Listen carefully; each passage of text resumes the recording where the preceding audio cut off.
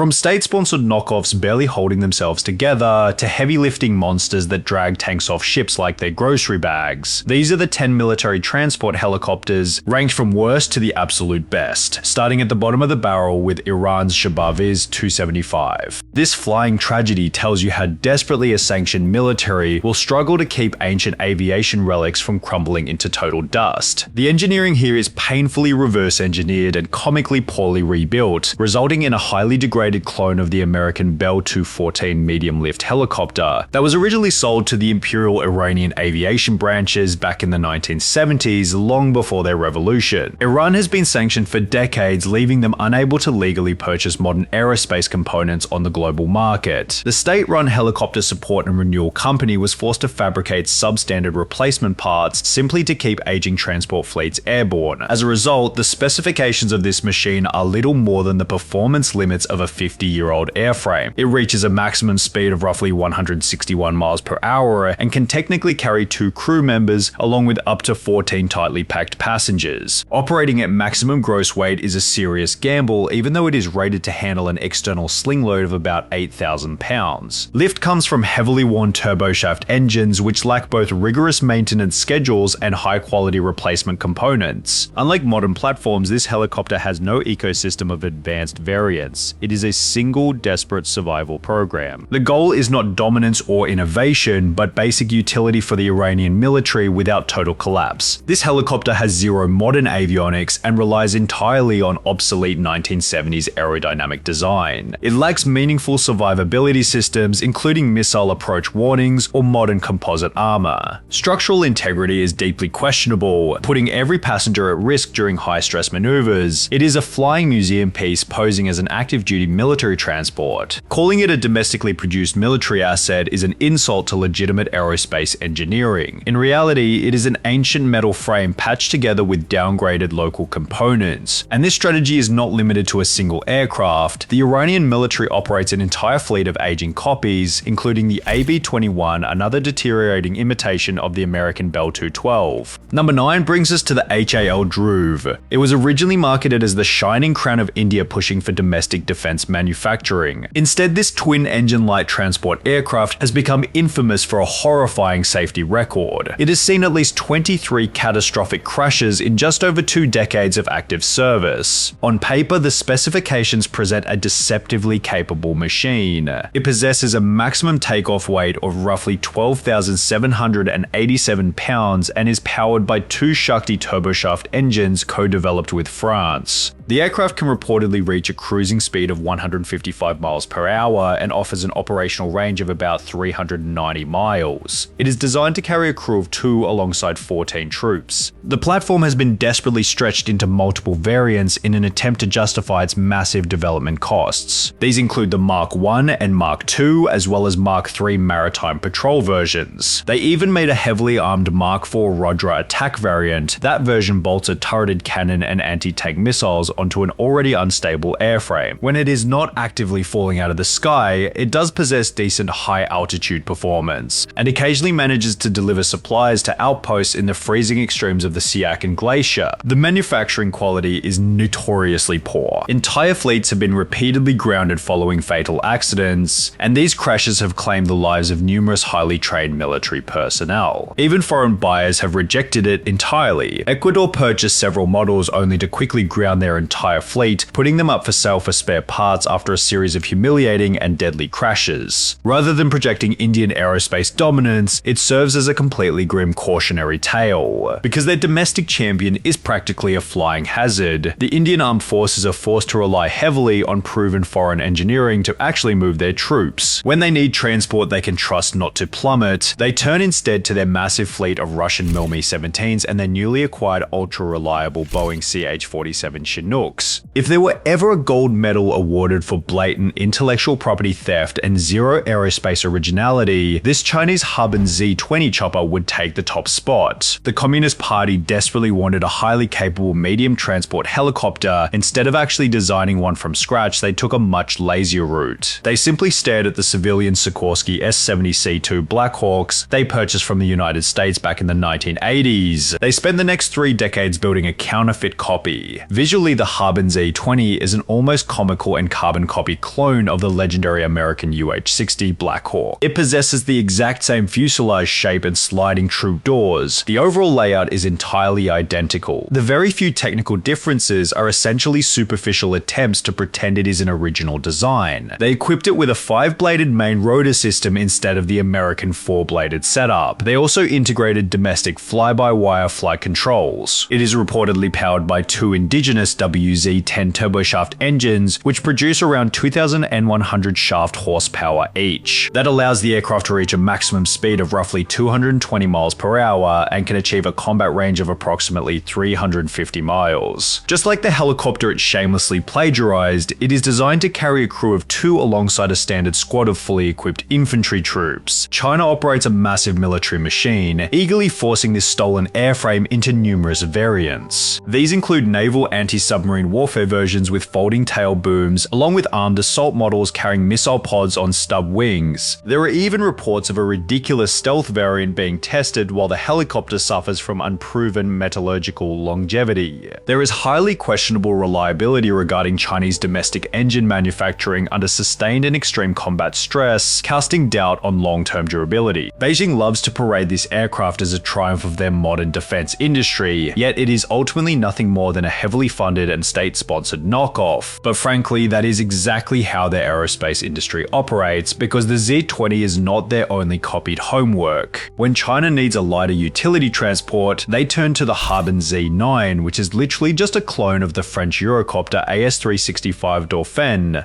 Number 7 is South Korea's KUH-1 Surion. This was designed specifically to replace the aging fleets of American-made UH-1H Hueys and MD-500 Defenders, while simultaneously kickstarting a domestic military aviation industry. This twin-engine medium transport helicopter is heavily optimized for the rugged and mountainous terrain of the Korean peninsula, boasting a maximum takeoff weight of around 19,200 pounds. Power comes from 2 localized General Electric T700 turboshaft engines, producing over 1,855 shaft horsepower each. This robust powertrain allows the aircraft to achieve a maximum speed of roughly 176 miles per hour, while maintaining a standard operational range of about 514 miles when equipped with auxiliary fuel. Inside its armored fuselage, the standard tactical transport variant can carry a crew of 2 pilots, sitting alongside 9 fully equipped combat troops, while high-density configurations can push the passenger capacity up to 16. South Korea has aggressively expanded the variant ecosystem to maximize its utility across different military branches. Notable variants include the MUH-1 Marinon, a specialized amphibious assault model featuring a folding main rotor system for shipboard operations. There is a dedicated medical evacuation version with integrated life support system. They also build a KUH-1E export model that can be heavily armed with stub wings for anti-tank missiles and rocket pods. The structural design places a heavy emphasis on battlefield survivability, featuring a bulletproof cockpit and crash-worthy seating and self-sealing fuel tanks. The chopper has a main gearbox that can run without lubricating oil for a limited time during emergency situations. The Surion has some of the best modern defensive suites on the planet. Radar warning receivers and missile approach warning systems. It also packs flare dispensers, making it highly survivable in contested airspace. The machine is perfectly tuned to Korea's high altitude and hot weather operational needs. But here's the problem. Early in its life cycle, it suffered from severe airframe vibration issues and catastrophic main rotor transmission failures that temporarily grounded the fleet. Most infamously, it failed critical cold weather icing tests in the United States, forcing engineers into a lengthy redesign process to ensure it could actually fly safely in freezing rain.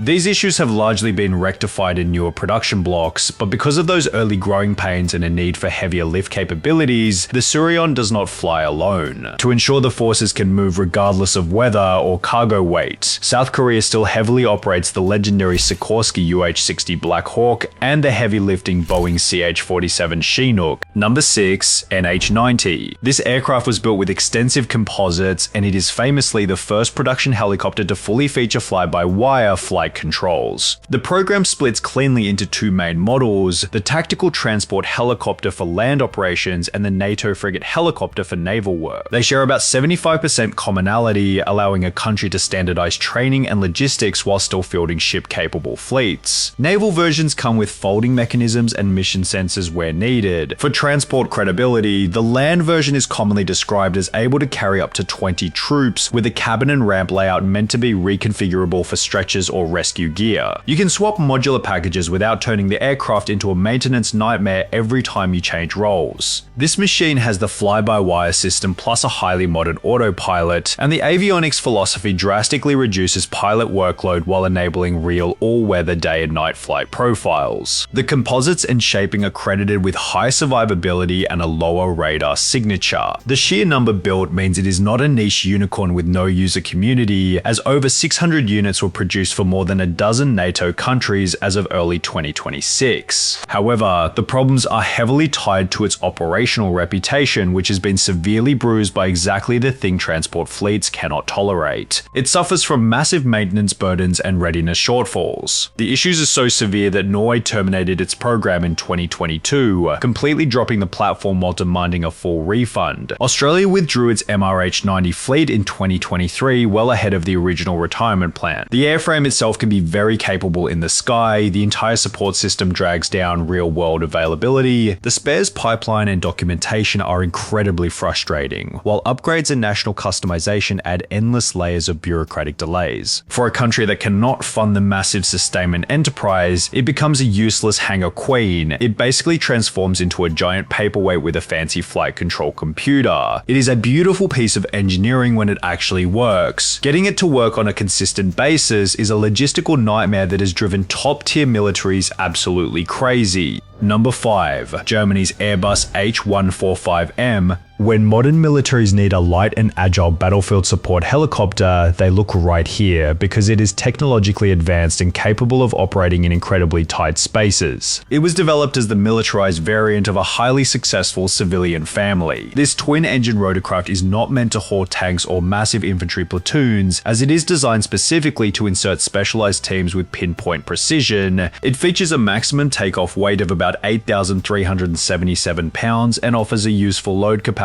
of approximately 4,173 pounds. In a standard tactical transport configuration, it's compact but highly efficient cabin that can accommodate up to 10 fully equipped troops riding alongside a crew of 2 pilots. Performance is driven by a pair of reliable Safran Ariel 2E turboshaft engines delivering around 771 shaft horsepower each, while a dual-channel full authority digital engine control system manages the power perfectly. These power plants allow the helicopter to reach a fast cruising speed of roughly 150 with a maximum speed of 155 miles per hour. One of the best physical characteristics of the chopper is the enclosed fenestron tail rotor, which significantly reduces the noise signature of the aircraft and crucially protects troops from deadly tail rotor strikes during rapid ground insertions in confined landing zones. The variant ecosystem is highly modular, revolving primarily around a specific weapon system architecture that allows the aircraft to be quickly transformed from a clean troop transport into a light attack gunship. It can carry machine guns and unguided rockets, and it can even fire laser-guided anti-tank missiles. Different nations have adopted specific variants tailored to their exact needs. The version used by the German armed forces is packed with upgrades including fast roping gear, advanced electro-optical sensors, and highly specialized communications equipment. The absolute greatest strengths are its exceptional agility and outstanding avionics, as a 4-axis digital autopilot drastically reduces pilot workload and enables effective operations in demanding hot and high altitude environments up to nearly 9,000 feet. It is incredibly reliable and cost-effective for special forces missions and medical evacuation. But here is a problem. As a light utility transport, it simply lacks heavy lift capability. It does not have the sheer cabin volume required to move conventional infantry companies or artillery pieces. If an operation requires moving heavy cargo or flying at extreme intercontinental ranges, it will fall completely short. To bridge that critical capability gap and handle the true heavy lifting, Germany relies on a broader transport fleet. For medium-lift tactical transport, they lean heavily on the NH-90 TTH. When the mission demands hauling massive amounts of cargo or personnel over long distances, they bring in the real heavyweights, the veteran Sikorsky CH-53 and the proven CH-47 Chinook. Number 4. Eurocopter EC-725 from France. If you want to transport transport helicopter that feels purpose-built for modern expeditionary operations, you look at this middle heavy beast, because it offers long legs, serious payload capacity, and a very clean path right into combat search and rescue missions. It was developed from a legendary line of military rotorcraft, with the design heavily driven by a French Air Force requirement for a dedicated combat rescue platform that pushed major improvements like more power, more endurance, and much tougher combat durability across the entire airframe. It is marketed effectively across troop transport and casualty evacuation roles, while also handling logistics support and shipboard work with total ease. The cabin configurations reflect massive versatility, as it can carry up to 28 seated troops, with some layouts pushing that number to 29 seats for dedicated troop transport, or arranging space for 12 stretchers with a full medical staff. Crews can also configure it for advanced rescue sensors and heavy door guns. The hard numbers back up the physical size, with a commonly cited payload around 12,500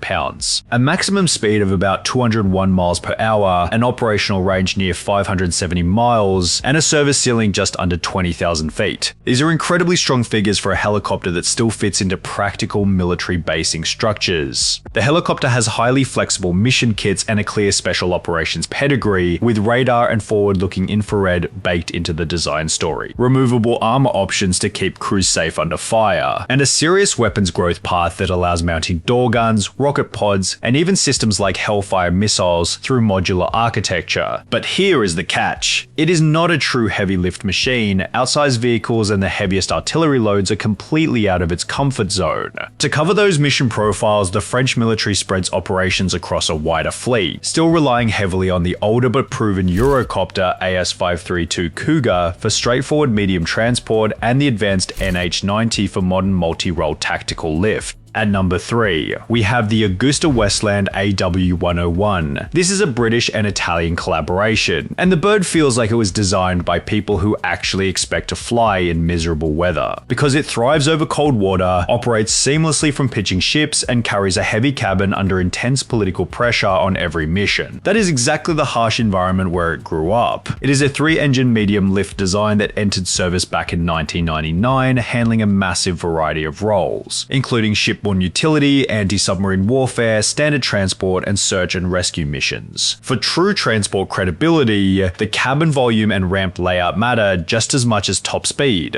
as it can carry up to 24 seated troops or pack 45 standing soldiers in a high-density arrangement. The cargo compartment stretches about 21 feet long, and it can lift nearly 12,000 pounds on an external cargo hook, enough to move meaningful supplies, light vehicles, and artillery support loads in a single trip. The 3-engine layout gives it massive redundancy and extreme confidence for over-water and shipboard operations, while full engineering for extreme climates includes built-in de-icing systems and modern self-defense suites with chaff, flares, and other defensive aids depending on the exact variant. But here is the problem: the helicopter has sheer mechanical complexity, bringing a highly complex aircraft with a very complex support bill. History shows that even top-tier operators can hit reliability turbulence, as Denmark reported roughly 50% operational availability during an early period, and the Royal Navy experienced an incident that led to temporary grounding and extensive tail rotor redesign work across much of the fleet. The helicopter demands a highly professional maintenance culture, but it combines naval suitability and a mature Western support ecosystem perfectly. Because it is such a specialized and demanding machine, neither partner nation relies on it exclusively, as the UK leans on the heavy lifting Boeing Chinook HC-4 for massive logistics, while Italy backs up its fleet with the highly successful multi-role Augusta Westland AW139. Taking the runner-up spot is the United States Sikorsky CH-53 King Stallion. When the mission is to move something ridiculously heavy right now, you call this machine. The Sikorsky CH-53 family has been doing heavy lift work for the Marines since the 1960s. But the latest King Stallion is in a different weight class entirely. 3 General Electric T408 engines, each pushing 7,332 shaft horsepower, give this thing a maximum gross weight of 88,000 pounds and an external lift capability of 36,000 pounds at mission radius, which is almost 3 times what the old Super Stallion could move over the same 110 nautical mile combat radius. The cabin is 30 feet long, 9 feet wide, and 6.5 feet tall, a full foot wider than the Super Stallion. Inside, it can swallow a fully armored Humvee. Underneath, it can sling a light armored vehicle and still have attitude left in the control controls, meaning an entire slice of mechanized combat power shows up with the first wave instead of waiting to follow on sealift. The rotor system uses 4th generation composite blades with swept and hedral tips wrapped in fly-by-wire flight controls and a modern glass cockpit that finally drags marine heavy lift into the same avionics decade as the rest of the United States inventory. The T408 engines have 63% fewer parts than the older generation and burn about 18% less fuel, which does not make it cheap to run, but it does stop the maintenance crews from rioting. Cruise speed is around 200 miles per hour with a ferry range of roughly 530 miles, which is impressive when you remember what it is pushing through the air. But there is a problem. The price tag for the new King Stallion is brutal, somewhere in the $100 to $1140 million per airframe range, and that alone caps how many will ever exist. The helicopter is huge, a rolling high-value target that does not belong inside a dense air defense bubble without serious fighter cover and suppression support. Development dragged, cost climbed, and even with smarter engineering, the maintenance demands in some dusty forward strip are never going to be light. All of that said, nothing else on Earth combines this level of lift, survivability technology, and flexibility for a marine force trying to put real weight ashore from over the horizon. But as mighty as the King Stallion is, it's a highly specialized beast reserved for the heaviest of lifts, to keep the rest of the massive US military machine moving every single day. The heavy-duty logistics are shared with the iconic Boeing CH-47 Chinook, while the legendary Sikorsky UH-60 Black Hawk grinds away in the background.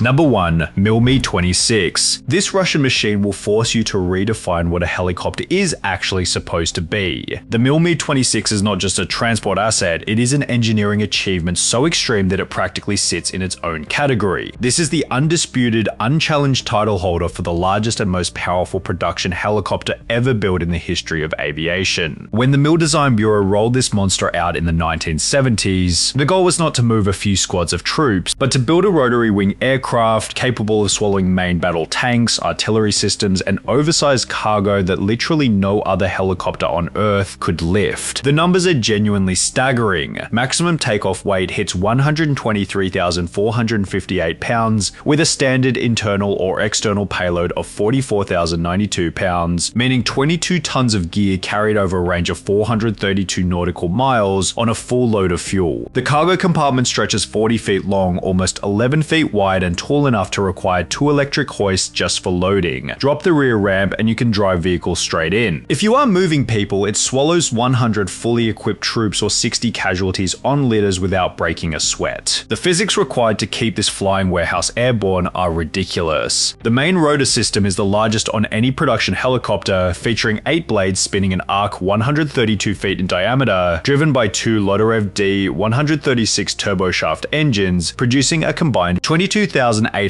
shaft horsepower. This helicopter generates more total power than most heavy lift platforms from other nations combined. The modern variant adds upgraded digital avionics, a glass cockpit, and a reinforced self-protection suite with infrared jammers and flare dispensers, while self-sealing fuel tanks and electrically de-iced rotor blades allow operations in freezing weather without instantly becoming a liability. It has performed stunts no other aircraft can match, recovered a downed American CH-47 Chinook in Afghanistan. It hauled sections of the oil pipeline into Siberian locations, unreachable by anything without tracks, but scale comes with severe consequences. The Me-26 is a massive slow-moving target with radar, visual, acoustic, and infrared signatures that no amount of jamming can truly hide at low altitude. It burns an ocean of fuel, requires a massive logistics footprint, and demands highly specialized ground support. In modern contested airspace, flying one of these is a serious gamble, which is exactly why they operate mostly in low-threat environments. But as a pure feat of lifting capability, absolutely nothing else comes close. However, because you do not use a sledgehammer to drive a thumbtack, the Russian military reserves this behemoth strictly for outsized cargo, while relying heavily on the Mil-Me-8 family for the thousands of daily troop transport and utility missions. Thanks for watching, see you in the next video.